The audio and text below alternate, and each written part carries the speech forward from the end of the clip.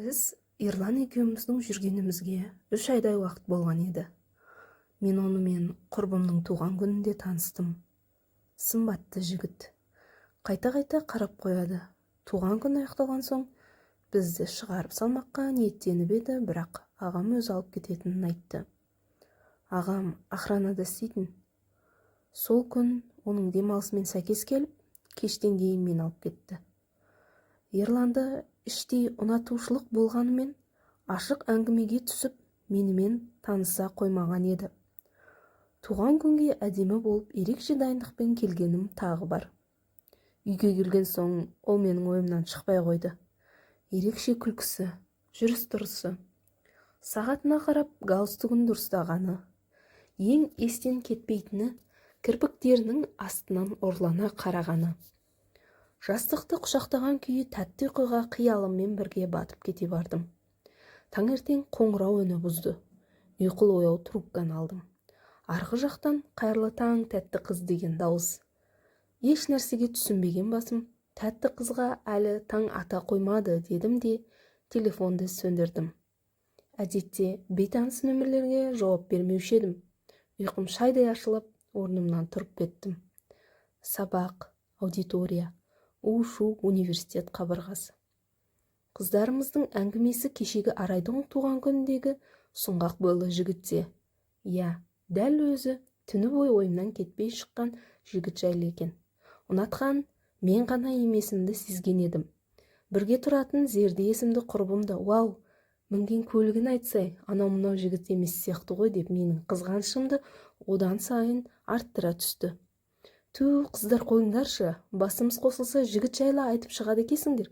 Зерде, сен де доғар. Жігітің бар емес пе? Не бар саған?» деп ашулана кеттім. Менің жігітім ол сияқты сымбатты крутой жігіт емес қой. Оның үстіне бірнеше күн болды жігітіммен арамыз дұрыс болмай жүр деген сөзі жыныма жақпай, сырттай білдірмесем де іштей тырысып қалдым.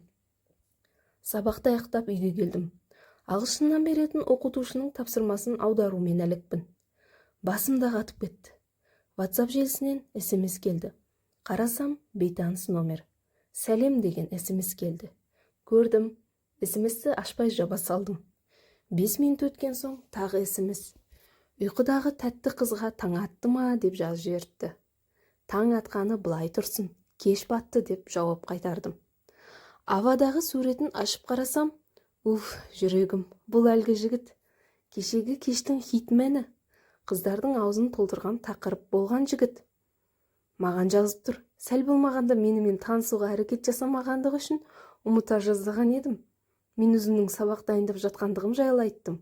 Әңгімелесе келе, ол маған тапсырмамды орындауға көмектесетінін айтты. Менше қарсылық танытпадым. Аударма жасауға тиісті болған тақырыпты суретке түсірдім де оған жібердім. Жарты сағаттан соң жауап келді. Жақсы болды ғой деп қуанып кеттім. Зерде де сол сабақты даярлап отырған. Бірақ оған айта қоймадым.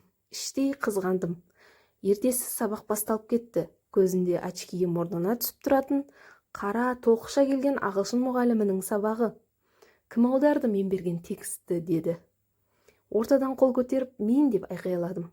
Қиындау, ұзақ тақырып. Басқа пәндерден озат болсам да, ағылшын сабағынан үздіктердің қатарына бой көрсете бермейтінін группаластарым білетін. Арнайы ағылшын курсын тәмамдаған Әлия мен Айнұр да сабақ айтуға оқтала қоймаған еді. Маған таңырқай қарады. Сұңғақ бойлы жігіттің дайындап берген тапсырмасын ұстап алып мәзбін. Дайын асқа тік қасық болғаныммен жұмысым жоқ. Сабақ соңында оқытушының жақсы комплименті де әлгі жігітке деген ойымды одан әрі жоғарылауына себептің бірі болды. Үйге келісімен оған рахметімді білдіріп, SMS жазуға оқталдым. Бір ойым хабарласып айтсам бекен деп те ойландым. Сондағысы кешегі көмегін сылтауратып хабарласып, жақынырақ әңгімеге тартуды да көздеп тұрғаным сол еді. Телефон шылдыры ойымды тез жинақтатты. Қарасам әлгі жігіт. Нөмері сахран етілмесе де, жүрегімде сақтаулы. Телефонды бірден алмай сәл кешіктіріп жауап бердім.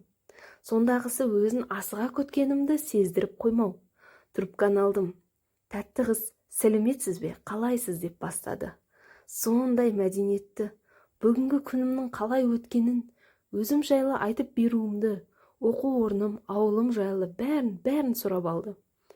Соңында мен ятта болса сұрайын деп едім, я сұраңыз деп тыңдап тұрғанын білдірді. Кешіріңіз, мен сіздің есіміңізді есімде сақтамаппын дегенімді бірден түсіне қойып, күліп жіберді де, Ерлан, менің есімім Ерлан деді. Ананы мынаны айтып, Ерлан екеуміз біраз нәрсені талқылап тастадық. Көп ойымыз бірге шығып жатты. Әңгімеміздің тоқтауына ертеңгі сабаққа дайындалу керектігім ғана кедергі болды. Оған қарлы түн тілеп, трубканы қойдым. Таңертең сабақ басталып кетті. Сабақтан шыққан соң, әдеттегіше университетті жағалай қыздармен сыртта шығып келе жатқаным сол еді. Жанерке деген дауысты назарыма ілікті. Дәл алдымда ақ көлігіне сүйеніп қолына гүл шоғын ұстаған галстуктегі сықиып киінген жігіт. Аяғын айқастырған күйі маған қарап тұр. Жәймен басып маған келіп қолын созды. Амандасуға қолым әрең барып дірілдеп тұрмын. Қолымдағы гүлі маған арналған ба деген үміт-легі жоқ емес. Гүл шоғын ұсынды. Я, қателеспеппін. Гүл шоғы маған екен. Көңілім көтеріліп қалды. Қыздар болса аң-таң, әсіресе Зерде. Іштей өзімде қысылып қалдым. Құрбыма Ерланмен араласып жүргенімді айтпағаныма өкіндім. Сәлем қыздар, рұқсат болса Жанеркені орталарыңыздан ала кетсем. Бүгін оның менімен қайтуына рұқсат бересіздер ме? Деді де қолымнан ұстай алды. Қыздарға сау бола айтып көлікке отыра кеттім. Ал Зерде үн-түнсіз қараған күйі еш нәрсе дәметпестен бұрылып кетіп қалды. Түсініксіз жайтқа баладым. Ерлан екеуміз уақытты көңілді өткіздік. Қымбат ресторандардың біріне алып барды. Өзі әңгімешіл, кез келген тақырыпта жақсы сөйлеседі. Былайша айтқанда ашық жарқын жігіт екен. Біраз айналған соң үйге қайттық. Себебі бүгін ағамның үйде болатын күні. Ол өте қызғаншақтау және үнемі әр нәрседен мені тиіп отыратын. Ағам келмей ерте жету менің басты мақсатым болды. Ерлан мені подъездің алдына дейін шығарып салып тұрып, байқатпастан ернімнен сүйіп алды да, қайырлы түн тәтті қыз деді де бұрылып кетті. Бетім қып-қызыл болған күйі көзім қарауытып, жүрек соғысы жиілей түсті. О Құдайым, бұл менің алғаш рет сүйісуім. Меңзең күйі үйге кірдім. Зерде үйде сабақ даярлап отыр. Келгеніме мәнде беріп жатқан ол жоқ.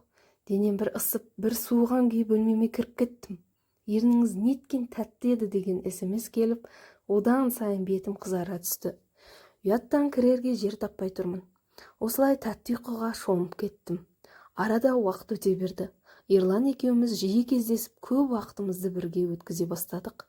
Зере болса бұрынғыдай емес. Себебін сұрап едім, аузын ашып ештеңе дей қоймады. Бар айтары, сен сол жігітті айта бересің, бізге көңіл бөлмейсің дегеннен ара салмады. Сентябрьдің 24-і. Ерлан маған жүруге ұсыныс жасады. Бір апта ойланып, бір күні мен оған келісім бердім. Ол күнде мені сабақтан соң алып кететін. Күнде қаланың тамаша жерлерін аралайтынбыз. Құрбыларымның арасында Ақбоз Тойоталы Ханзада атанып кеткелі қашан. Ол жұмыс бабымен командировкаға кетіп жүретін. Оның келуін асыға күтетінмін. Мен оған тез бауыр басып қалдым. Бір күні ол үйіне қонаққа шақырды. Тұрмысқа шыққан соң баратын үйім ғой деген оймен баруға келістім. Қанша жерден оған сенсем де, үйіне барарда жүрегім қатты соғып, бір нәрсе болардай уайымдадым. Үйіне барып тұрып қайтып кетуді де ойладым. Ол сенің жігітің ғой, кішкентай қызға ұқсамаш деп өзімді қайрап қоям. Ол үйге кірісімен шай қоя бастады. Сонда жайлы өте әдемі үй екен. Жігіт болса да ұқыпты, жинақты тұрады екен. Кино көріп, біраз ары-бері әңгіме айтылды. Ұйқысы келіп жатуға ыңғайландық. Ол менің өзінің қасында жатуымды сұрады. Ыңғайсыздансам да қиылып болмады. Үн-түнсіз жайғастық. Свет сөнген соң оның құшақтағанының өзінен үрейлене бастадым. Басты жастыққа тиместен қалың ұйқыға кетті. Ал мен болсам таң атқанша ұйықтамай бір нәрсе болып қалардай мазам қашып жаттым. Осындайда таң да атпай кетеді. Таңертең оны ұйқыдан ояттым да университетке жол тарттық. Зердемен оқуда жоқтық. Оның көлігімнен түскен. көрген соң ол түнімен қайда болғанымды сұрап тықақтап қоймады. Оның үйінде болдық дедім. Ол аң-таң мен бір нәрсе бүлдіргендей үрей көзбен қарайды. Араларыңда не болды деген сыңаймен. Онымен бірге жаттың ба? Оңаша бір үйге қалай қонып жүрсің деген секілді сауалдарды жаңбырдай боратты. Өзерде қош, бәрі сен ойлағандай емес, ол ондай жігіт емес, әсерлемеші. Біз бар болғаны бір диванда ұйықтадық, артық еш нәрсе емес дедім де аудиторияға кіріп кеттім. Біздің Ерлан екеуміздің жүргенімізге 2 айдан асты. Кәдімгідей үйренісіп қалмап. Күнде болмаса да күн ара жолығып тұрамыз. Бір күні ол мені қалайтынын айта бастады. Ашық айтпаса да астарлап жеткізетін.